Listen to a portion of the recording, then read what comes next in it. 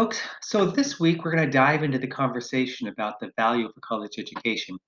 As you can probably guess, there's no simple answer to that question.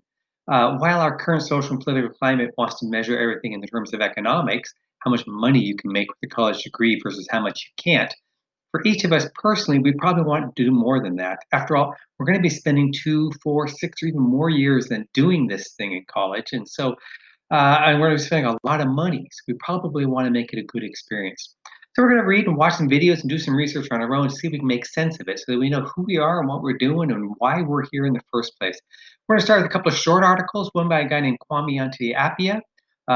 He's a professor at Columbia University, and one article written by a very young Martin Luther King Jr. That's not a picture of him when he's young, but he wrote an article back when he was an undergraduate at Morehouse College.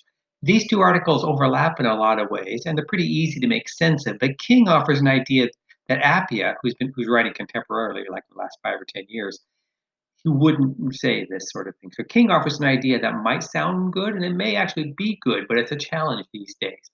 Then we're going to read a longer article by a guy named Louis Manan. And Manan used to teach at a fancy college, and then he started teaching at a less fancy college, and he noticed the differences, and he started asking himself some questions about why he's here, or why we're all here. He offers three theories about the value of a college education. King and Appy only offer two. He offers a third one. And the third one is an interesting one. Actually, he's got three slightly different ones. One of them is a leftover theory. One's been around a long time. That is, college is a sort of sorting system, filter. And it still is hanging around there. Anytime you think, well, he's got a college education, so she must be something or other. That's that old theory. Anyway, give yourself some time on this. It's a little bit of a longer read.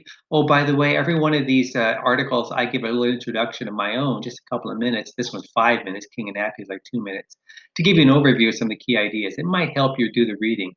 We're going to end the week with two commencement addresses, that is, graduation speeches. One, an adaptation from David Foster Wallace's speech given at Kenyon College, I think in 2005, I'm not sure. And the other, at the Stanford University's graduation speech given by Stephen Jobs. Now, Wallace was a famous writer before he died, and Jobs, of course, founded Apple. So both of these people talk about the quality of living that a college education can give you, or that you should seek. Rather than monetary value in life, it's actually the quality of your life that counts. These two want to argue. Sounds good? We're going to close out the week, though, by complicating a little bit. We're going to be doing a little bit of informal research. I'm going to ask you to look into the idea of the value of a college education from a particular perspective.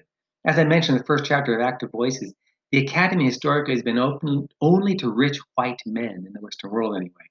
A legacy that's not fully been left behind. So if you do not identify as a rich white man, then entering the academy is not without challenges.